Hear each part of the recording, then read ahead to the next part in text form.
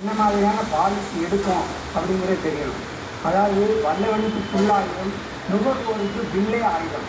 அதை நம்ம ஒரு பாலிசி எடுக்கிறதுக்கு முன்னால் அதில் எழுத்துலாம் பார்த்தீங்கன்னா சின்ன சின்ன எழுத்தாக இருக்கும். நம்ம பூர கண்ணாடி வச்சு தான் படித்து பார்க்கணும். அதுவும் குறிப்பாக பார்த்தீங்கன்னா ஆங்கிலத்தில் தான் பெரும்பாலான டேர்ம்ஸ் அண்ட் கண்டிஷன்ஸ் இருக்குது.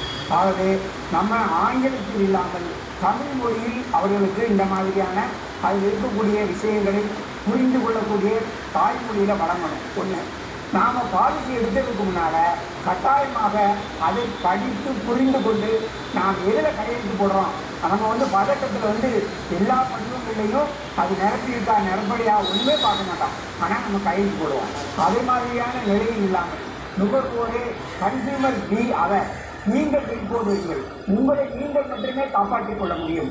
ஆகவே ஒவ்வொரு முறை பாலிசி எடுக்கும் பொழுதும் அதனுடைய விவரங்களை புரிந்து கொண்டு முன்வாங்கிக் கொண்டு நாம் கையெழுத்திட வேண்டும் என்று பணிவோடு கேட்டுக்கொள்கிறேன் சார்.